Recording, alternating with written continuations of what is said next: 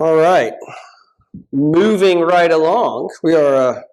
Can you believe we're on the back half of this? Right, we're just rolling right along. Yeah, and so again, we recognize that. Whatever 50 minutes on arguments for God's existence is, is the beginnings of the beginnings of the beginnings of the beginning of a conversation. And so, like, this is, obviously, we could study this for eternity. And and also the beginning. Audis is just designed to hopefully pique your interest to go and read tactics and go, read some other stuff. So as we go through this, if there are if you would want specific, hey, can you give me some good resources on arguments for God's existence, or something that if you want to read deeper, and maybe you we know resources on different levels, right? And so there's lots of good stuff out there that can be super helpful in this conversation. That our whole goal is to, as David said, to pique your interest in wanting to go deeper in this. And so we have lots of resources we could recommend on that topic. But again, just for the purpose of this, we would say that obviously, if God doesn't exist, then what's the point, right? But if God exists, then we have to figure out, okay, kind of which God is it? And it's possible. And this is something. It's possible, I guess, that that the Quran could be true, or that that Judaism could be true. And so we have to think, why are we Christians specifically? Yes, we believe in a theistic God, and we have that in common, at least that with Muslims and our Jewish friends. But the nature of that theistic God, right? We'd say the Trinity, obviously, and who that is of utmost importance. And so, in order to figure out that question, we think we can go to the Bible, because if the Bible is true, then that demonstrates that biblical Christianity is true and all of the things that teaches, right? So that's where we want to head with this session and next session. So this is my cousin. No, just kidding. All right, so this is actually from the Joe Rogan Experience, talking about how we got the Bible. That's a really good point. And the translations apparently are so difficult to do. Yeah. Apparently, especially Old Testament, when they translated the Old Testament, they had to translate it. I mean, think of all the different languages it had to go through. It was Latin and Greek and German and English and all these different languages that are so different. Like, have you ever used the translate button? Like, I follow a lot of Russian fighters, and they, and their Instagram feed, they write in Russian, and I'm always like, oh, translate. It's a really cool feature. But you can tell it's not exactly what they meant, because it's all fucked up, because their language is different. Right. Like the way they structure sentences is different. So English doesn't just plug and play. Right. It's like sticking a USB 3 into a USB A. Like, hey, this doesn't really fit. All right. Now add time. Ugh. Add thousands of years and scrolls and kings who wanted things changed. Yeah. The King James version. What? Right. Who? That's basically our conversation. Time. That's like our conversations on college campuses too. Like, people are wearing those kind of outfits, and but what you see kind of expressed by Rogan and his guy in the green that he's talking to there is the belief that many people have about the Bible and about how we've got the Bible that we have today. So if you look at the back here, I think y'all use the NASB here, I think is what I've seen. The question would be the NASB Bible that's in the back of these chairs, right? Is that the same, or at least specifically if we're talking about the New Testament, we're going to focus on the New Testament here, and then maybe David can add some stuff on the Old Testament. But is that the same? Do we have the exact same as what the authors wrote in the originals? Because obviously, if we don't have the same, then that's a huge problem, right? Because then things have been changed, right? And so the argument is just like it's been translated, all different languages, and when you go from language to language to language, it loses some of the meaning. And then what about when Constantine was in charge and he just took out stuff and added stuff, and just the question: how do we know that the Bible that you hold in your hand, that the New Testament you hold in your hand, is what the authors wrote? So there's two major questions we have to be able to answer. Do we have what they wrote? And then, is what they wrote true? right? Because you could have what they wrote, and it could be like Harry Potter. I mean, we could have an original, we could recreate the original Harry Potter, but no one really thinks that that's actually talking about things that really happened. Like some people probably do, but no one thinks that that's actually what's really happening. So yes, and we could have yes. So if we have what they wrote, that's important, and then we have to look at evidence to try to determine if what they wrote is true. So in our conversations with Mormons, with Latter-day Saints, if you tomorrow, maybe I'll get a chance to share a little bit more about Mormonism and their beliefs. But one of they have 4 scriptures essentially that they hold on to: the Book of Mormon, the Doctrines and Covenants, the Pearl of Great Price, and then the Bible. So they do believe the Bible is sacred scripture. But their articles of faith, Joseph Smith had 10 articles of faith. In the 8th article of faith, it says, we believe the Bible as far as it's been translated correctly. And the way that they usually, now it's, again, you talk to 10 different people, you might get 10 different answers. And so that's what we always have. What do you mean by that? How do you interpret that? But historically, the way that was understood was when they say we believe the Bible as far as it's been translated correctly, and you talk to a Mormon 20 years ago, they would say, well, it's like the telephone game, right? So every one of us probably when you were young played the telephone game where if I, whispered something to David and we were all in a circle, let's say by the time it got back to Dane, and then he would say, what he heard, and, it would all, we'd all laugh because it was completely different than what the original was, right? And this is how most people think that we got the Bible that's in your pews today. They think that it was like the telephone game, and so it was translated and retranslated and retranslated again, and then whatever comes out on the end, just like in the telephone game, whatever came out with Dane at the end, that's what we have now. And of course, you can't trust that because we have no way to authenticate what the original said. And what I want to show you today is that that's just factually inaccurate. And this is what's called the science of textual criticism. And so there are people that give their whole lives to study this.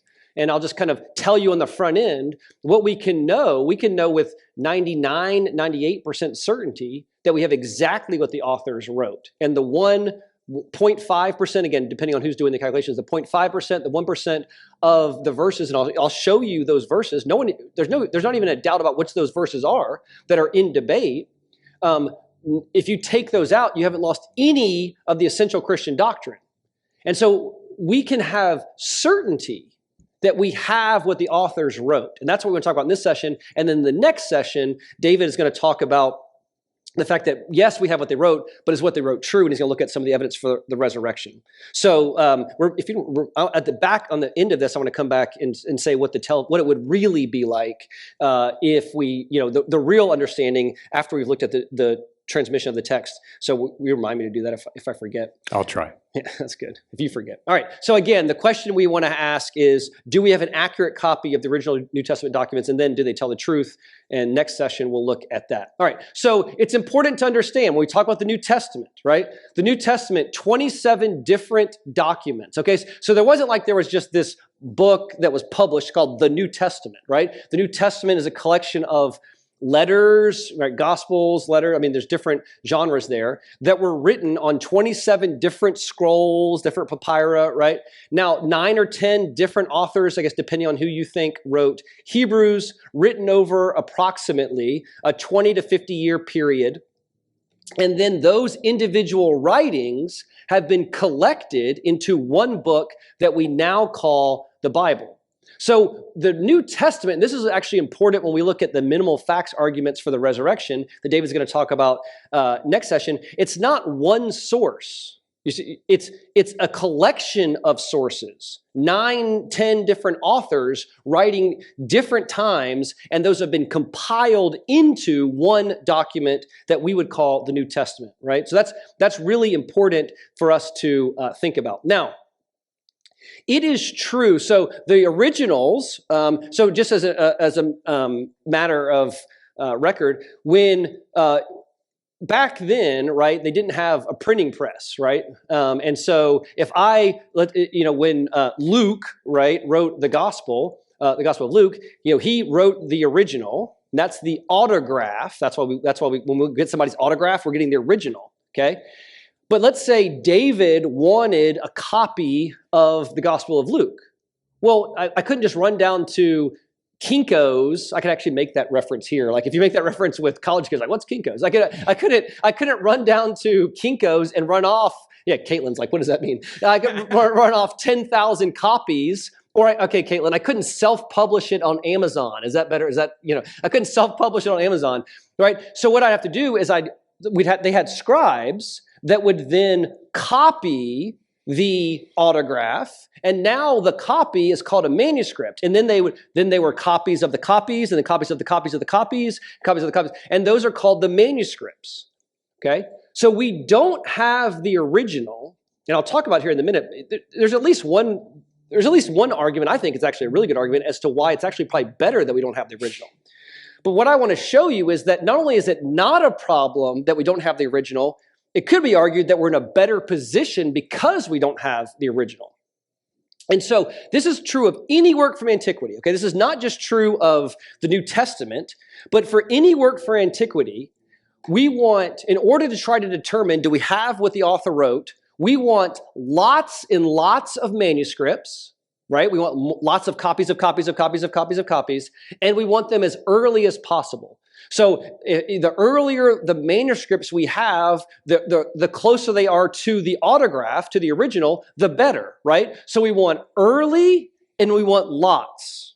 And just the amazing thing, and when you start doing textual criticism, the study of this, is that the New Testament is the most well-documented and the earliest of any of the works from antiquity. In fact, the New Testament manuscripts that we have are better supported than the next best 10 pieces of classical literature combined. In other words, you combine all of their manuscripts, you combine all of that, and the New Testament is still better off than all of them, which is amazing, right? Now, so you think, well, why do people have such issues with the New Testament? Well, obviously because it makes a claim on their life, right? There's a moral implication to this being true versus just if Plato is true or something like that.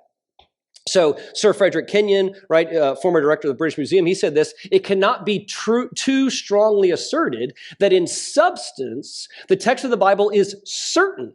Now that's his language, especially the case of the New Testament. The New Testament, we can be certain that we have what the authors wrote. Again, I'll show you, there's a couple places that we know with certainty, or that we know that there's potential problems, but none of those are hidden from anybody, right? And again, none of those determine anything in regards to core doctrine.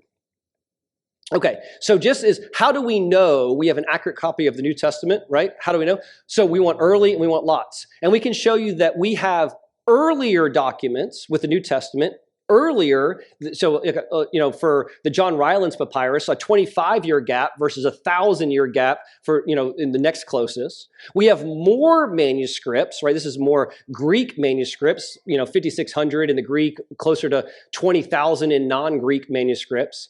And we have more accurately copied manuscripts than, again, any other work from antiquity. And then when you include the early church fathers with just the quotations of the manuscripts, again, it's overwhelming how much evidence we have for the New Testament. All right, so here's a chart that shows us. So this is, you see, the years between the date written in the earliest manuscript, right? And then the earliest fragments. So when we say we have a fragment, so like the earliest the John Rylands papyrus is a fragment of the Gospel of John. So remember, so that's not the whole thing, but it's just a fragment of the Gospel of John. But we also have manuscripts where we have the whole thing. And you see here, so with the New Testament, the earliest manuscript we have is within 25 years of the original, and the earliest manuscript we have is within 200 years of the original. Now, compare that to every other work from antiquity. So look at Homer, right? The Iliad. The closest manuscript we have is 1,500 years from the original. Now, no one thinks that there weren't other manuscripts in between here. Obviously, there were other manuscripts in between that. It's just that because they're written on papyri, because they're written on vellum, those things, as they're used, they just get used up, right? They just get destroyed. So we just don't, and the other thing is we're finding more historical evidence for the Bible every day, almost it seems like. And so these numbers are just continually going up as far as the number of manuscripts and down as far as earlier. In fact, it was 2 years ago, I think, they thought that they had found a fragment of the Gospel of Mark that would have put it in the first century. I think there's debate about that now, that they're not willing to say that that's the case. But there are some disputed manuscripts that take us back to the first century. This is just the undisputed manuscripts. So, I mean, do you see, like, so again, the New Testament better supported as far as the earlier manuscripts than any other work from antiquity. And then look at the number of manuscripts. I mean, so New Testament in the Greek, right, in the original language, which I know you have a problem with that, but let's say in the Greek, close to 6,000 manuscripts, right? And then in all the languages, look at that, close to 24,000. Now look at that compared to all the other works. So think about this. Pliny the Younger, you guys do a lot of reading of Pliny the Younger just on your, in your bedtime with your kids. We only have 7 manuscripts for old Pliny, right? Think of for Tacitus, for look at Plato's tetralogies, only 238 manuscripts. Caesar's Gallic Wars, only 251 manuscripts. Now, again, most people are not doubting whether or not they wrote these things or we have what they wrote. But look at that compared to the New Testament. So, just look at these in respect to the number of, in respect to the distance between the autographs to the manuscripts, right? Both in the fragments and in the full copies, the New Testament is way better supported, and in the number of manuscripts, way better supported. I mean, to the point where it's almost overkill how much better information we have. So again, 6,000 Greek manuscripts of the New Testament, over 18,000 manuscripts in other languages. Again, some manuscripts are complete Bibles. I think the Codex Sinaiticus is the earliest that we have from the early. The early 3rd century? I think that's right. Some are complete books, some are pages, some are scraps. And then you compare that with others like Homer's Iliad, and it's just, it's not even close. Again, there are some disputed fragments that date from the 50s, 60s, and 70s that were found with the Dead Sea Scrolls. But again, we want to make our case with the evidence that it seems like that most people will agree with, right? I mean, so it potentially could be that we could have 1st century evidence of the manuscripts. Now, again, we're finding more and more of this evidence every day. So I would not be shocked in the next 100 years that we start finding manuscript evidence. They were finding manuscript evidence all the time because it's just all out there and people didn't realize that they had it. And now people are starting to document this, and it's just more and more that we're finding every day. So again, so we've got most of the New Testament, including all the Gospels, survive from about AD 250, right? I think that would be the Codex, is it Sinaiticus? I think that's how you pronounce it. You got a manuscript, the entire New Testament, for about AD 325, the Vaticanus, and some other manuscripts again survive from that century. But there are textual indicators that indicate that they are from a family of manuscripts that can be traced back to AD 100 to 150. Now, let's say you had none of that, all right? Let's just say all of that information, super interesting. We got all this manuscript evidence. It's early. Let's say you didn't have any of that. There was a Roman emperor named Diocletian, right in the late 3rd century, not a fan of Christianity, to say the least. In fact, he ordered every Bible to be, if you own the Bible, that was a crime, and every Bible to be burned, right? He didn't win. Actually, we know that that's not the case. But let's just say he had been successful.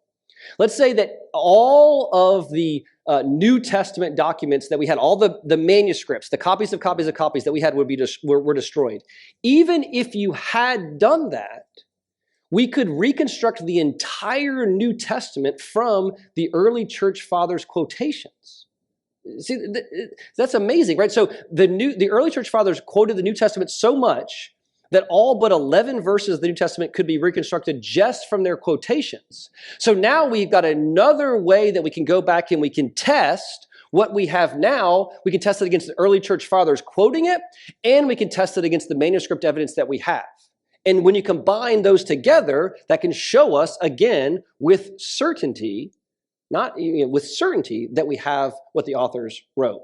Now, let's think about how the actual, we talked about the telephone game as the way in which many people kind of portray that it happened. Let's think about how it actually happened, okay? So let's say you've got an original manuscript there, right? And let's say there were 4 copies from the original manuscript, okay? Let's say we don't have the original anymore. All right, copy 1. Oh, this is bad. Not working. Yeah, it's not working. Oh, there you go. All right, so there you go. Copy 1, copy 2, copy 3, copy 4, okay? Now, I'll show you in a second. Most of the errors, quote unquote errors, in the manuscript are things like this, all right? So let's say copy 1, there's some kind of error there. You see in that third word. Copy 2, there's another error there and some spacing is off. Copy 3, there's an error. Copy 4, there's an error. The reason why you want lots of copies of copies of copies, the reason why you want manuscript evidence is because what can we do? We can take all 4 of these manuscripts, we can put them side by side by side, and we can look at that. So let's say you're a textual critic. You've got the information in front of you right now. You've got those 4 manuscripts in front of you. Does anybody doubt that they could recreate what the original said? Right? What does the original say? Anybody? Yeah, God is just and the justifier of the one who has faith in Jesus, right? So what we've done is this is why you want lots of copies, because we can take all those copies and we can compare them back with each other, and now we can recreate the original with certainty. Everyone knows that that's what the original said. And this is exactly the kind. So when we talk about errors, this is what we have in some of the documents. And some people make a big deal about that. But we can show that given the kinds of errors that we have and the number of manuscripts, we can recreate the original with certainty. So this is like, I'm going to skip over this. This is like a similar idea of, if you didn't have the original and you didn't have the copies of the copies and you found some errors in all of that, down in these, what you could do is you could recreate the original by just looking at the manuscripts that you did have. Now, this is something that I've thought about. I mean, I think Frank Turk talks about this in his book. Can anybody think about, all right, we don't have any of the original. So we don't have the original of Paul's letter to the Romans. Can anybody think of why that could be a better scenario, given what I just told you, the fact that we can recreate the original with all of the manuscript evidence we do have, and we can actually demonstrate what the original was? Can anybody think why that could be a better way for God to preserve the text than if we just had the original? I don't know, any thoughts?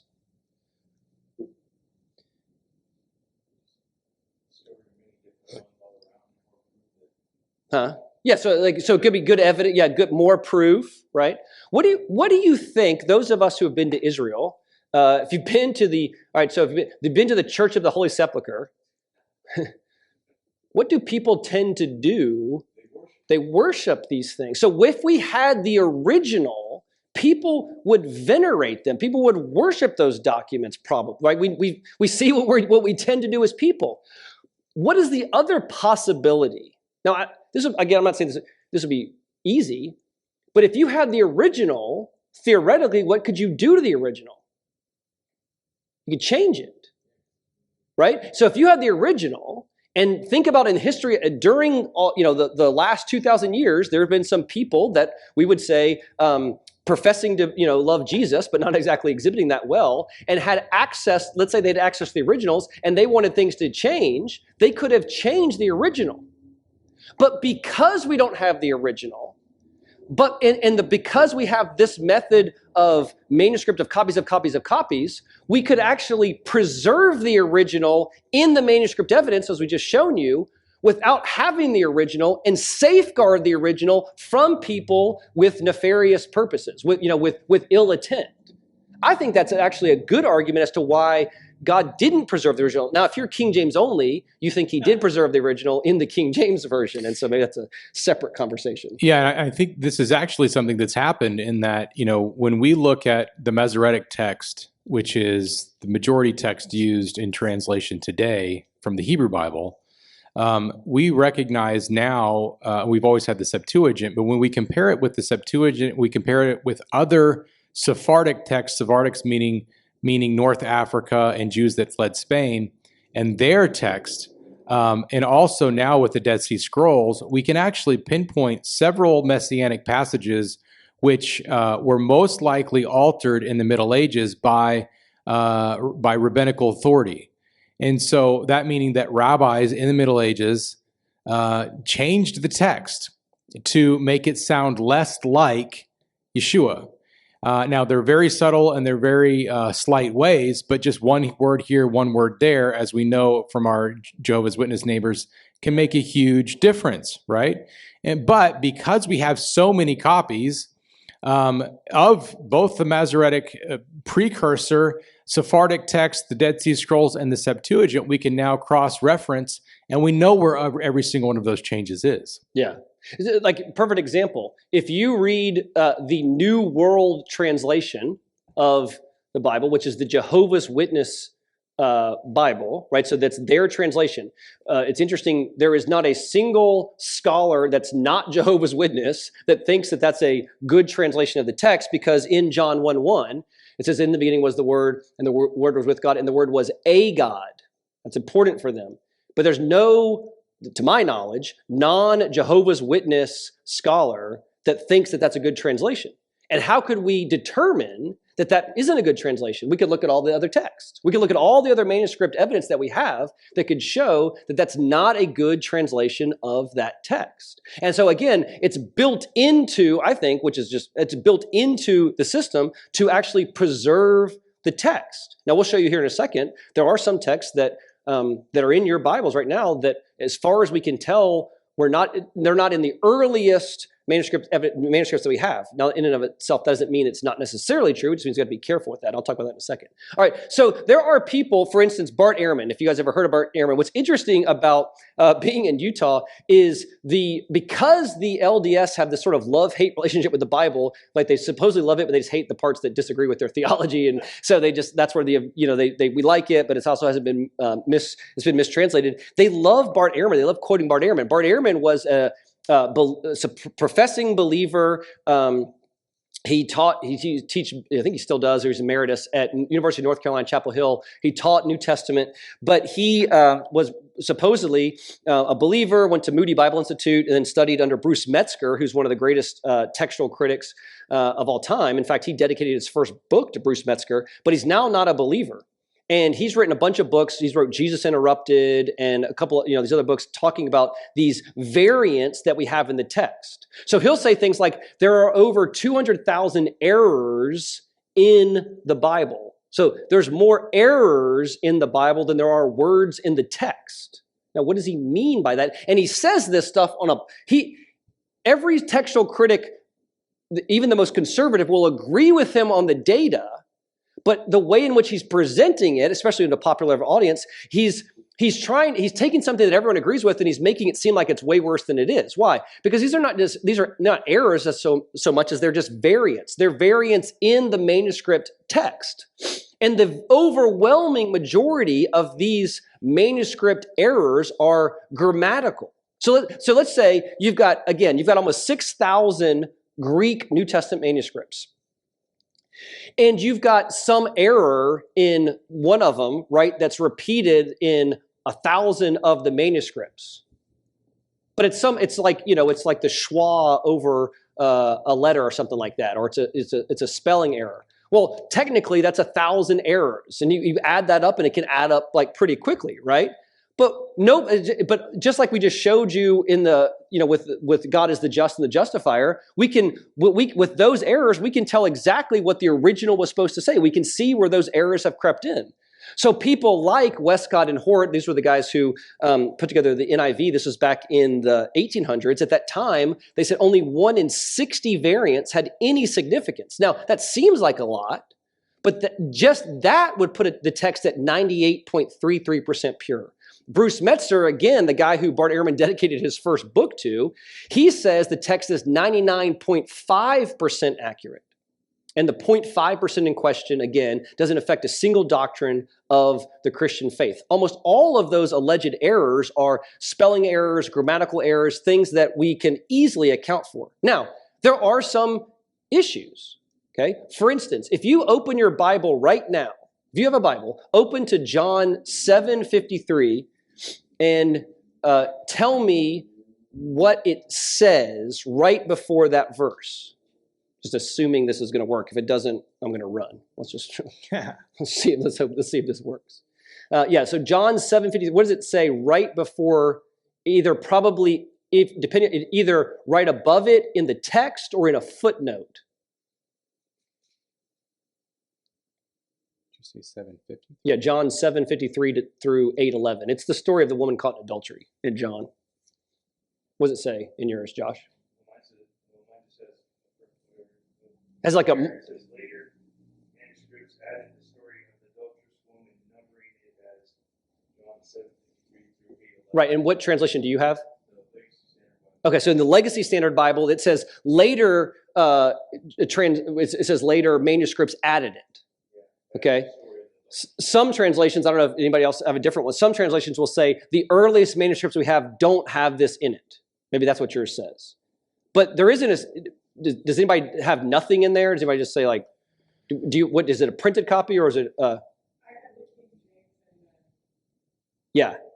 So all of our newer, so if you look at the NASB, the newer Bibles are all going to say they're going to have some footnote or they're going to have some mark that says the earliest copies don't have the woman caught in adultery in it. Now, there are two ways you can go with this. There's James White, who is a theologian. He's written, he says he's certain that's not in the text. I don't know how you can make that claim.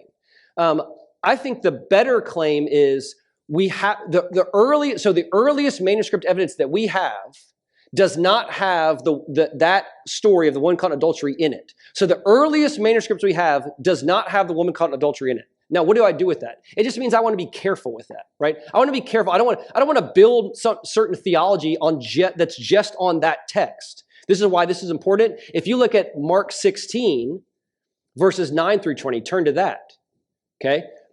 The earliest manuscripts that we have don't have this, what we call the long ending of Mark in it.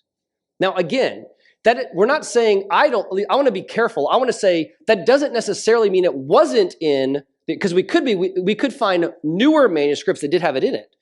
But the earliest manuscripts we have right now don't have that in it, which means what? I want to be careful about building any theology that's just found in the long ending of Mark and not found in other places. Do you see one thing that's in the long ending of Mark that for those of us from Virginia, Southwest Virginia, the handling of snakes? This is where the Appalachian pastors get their idea that they'll take snakes in their services and handle it. Why? They get that from long ending of Mark. And there's at least good evidence to believe that wasn't in the original. So I want to be careful about building any of my theology on just that. Now, I want to be careful about that. That's all I'm saying. So what do we do with it? We just want to be careful, right? We don't want to build our theology on something from here only. There's other places where some people that are super King James. I forgot that you guys probably know the translate. It's in the King James. It's in John where it says the three witnesses, and it's that the three witnesses are the Father, Son, and the Holy Spirit. Do you know that? Johannine comma. Yeah. And so there are some. So in the King James, that's in there. But the earliest manuscripts that we have don't have that in it. And so some people say, see, this is why I love the King James, because of the newer manuscripts take out all the conservative parts. No, they're just trying to be as authentic as they can. If it's not in there, it's not in there. And in the earliest manuscripts we have, it's not in there. In fact, that doesn't even appear until I think it's like the 1600s. So it clearly was an addition to the manuscript evidence. So we want to, as best we can, we want to go back to what does the original say, right? And we can actually, again, we can show you that we can actually do that. So again, the question is, do we have an accurate copy of the original New Testament documents? I think that's what we've just showed you now. And then now what we want to look at here in the next section is, do the original New Testament documents tell the truth? But let me go back, since we got a few minutes. I want to say this, and then obviously anything you want to add. Oh, make sure and go back over the telephone. Yeah, there you go. Yeah. So what would be a better, so you've heard, again, our LDS friends and Joe Rogan and the weird tree guy, they would say it's transmission of the text and it's all these different languages and we can, it's the telephone game. We can't know what they say. Here's the more accurate understanding of the way in which the documents were transmitted. Okay, I write down on a piece of paper exactly what I want to say. Then I take that piece of paper. David takes this piece of paper and writes down exactly what I said. Now, maybe this gets lost. But then when we go to Josh, he writes down what he thinks it said. Then Caitlin, then everybody else till we get to Dane, everyone's got written down exactly what they think this original said. And then what we do is we gather up all of those written documents and we compare them, and from there, we can determine what the original said. See, the way the telephone game works, it's built on this idea that there can be deception because it's all this oral testimony. But when it's written down, now we have all this manuscript evidence that we can then test all the other documents against to determine what the original said. So do you see, that's a much more accurate understanding of textual criticism than this idea that it's like the telephone game. And that's why this idea that we can't know what the authors wrote, we would just say, is just factually inaccurate. Yeah, it also makes it essentially impossible to corrupt the text, because if we own a newspaper and we put out something in the newspaper and it goes out to 20,000 households and we go, oh no, we need to change this one detail. Now you have to go and find those 20,000 newspapers, and correct them all. And when you're doing that throughout antiquity, it's impossible. And so that did not happen, and we know that it did not happen. And one more thing that one more thing I'd like to kind of comment on briefly is that, we get this extremely accurate way of copying text from the Jewish people. And so when Jews were, and to this day, it's slightly different now, but for the most part, when they were copying texts, copying the Bible, scribes are trained in a very specific way, in a very kosher way. They have to use a kosher quill. They're writing on kosher parchment, which is kosher animal skin. And you had someone reciting the text up in front of the room, and then you had a group of scribes copying the text down. Now, every time you came to the name of God, two things would happen. One, sometimes they would leave a blank and then continue writing the rest of the page and then go back in and write it every single time. The reason for that is when they got to the name of God, they had to be ritualistically clean. So let's just say you went and had lunch and you did something that may have made you unclean for some way, shape, some reason. Then you would need to be ritualistically clean, which means you need to stop, go bathe yourself in a mikveh, come back, and then write the name of God. So either you would do that every single time you came to the name of God in case you had an impure thought or blah, blah, blah, blah, whatever the reasoning was, or you would leave them all blank and then you would come back in and copy them all down. And then when you got done, you would take it up and you would have it inspected. Now, up to, I think it's 3 to 5 letters being wrong was acceptable to correct. And it doesn't mean you could leave them, but you could correct them, which means, again, you're talking about parchment, which is animal skin. You can take a sharp blade, scrape it off, and then write the correct letter. And we see this throughout ancient manuscripts. It's very, very common. If there was more than that, you had to completely destroy the page. We call it a page, but the section. And this was extremely costly because back in the day, and when I say back in the day, 3 BC, 2 BC, 1 BC, you have not only the scribe being trained to write it, but you also have the scribe being trained to take the animal skin and tan it and make it so it's writable, make it into a scroll itself. So the scribe was really a craftsman of several different incredible trades in order to make a Torah scroll. Today we have machines that do all this stuff for us. And so the scribe just is the author of the text itself. But the point is that it was extremely accurate in the way that they went about copying things, which is why when we see variations, it might be a misspelling of a word And sometimes that misspelling word actually isn't a mistake because we spell some Hebrew words differently, even though it's the same word. It's like the British theater or the American theater, right? I mean, two words, different spellings mean the same word, different spellings mean the same thing. So sometimes even the variants aren't even mistakes. They're just variants in and of themselves. So the early church, 100% Jewish. I mean, obviously there were Gentiles in there, but the point is the leadership, the authors, everything, they're all Jewish. And where did they come? They come from this heritage of extremely accurate copying of the text in a way that ensures that you're passing on a variation which is accurate and holy. Yeah. I don't know. I mean, I was thinking of one other thing I was trying to think of, and then I was going to say, and I started talking. and I totally just forgot what I was going to say. It was not that important. Yeah. All right. Any questions or about that? I think I just think so. So the question is, do we have what the authors wrote? And I think we've demonstrated the answer is yes. Now, maybe what we can do is one of the things, do the original New Testament documents tell the truth? Right. There's a lot of evidence that we're just not going to have time to go into today for that claim. And so maybe we can just talk about that for a minute, because the next session, clearly the central event in the New Testament is the death and resurrection of Jesus, right? And so what David's going to do in the next session is walk through the evidence for the resurrection of Jesus as a historical event. We talked about that earlier today. Either it happened or it didn't, right? Paul says as much. He said, if Jesus didn't rise from the dead, it's 1 Corinthians 15, then we're all people wasting our time.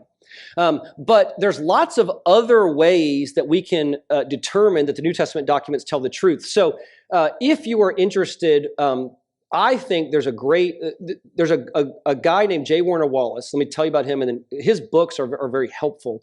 J. Warner Wallace was an atheist cold case detective in California.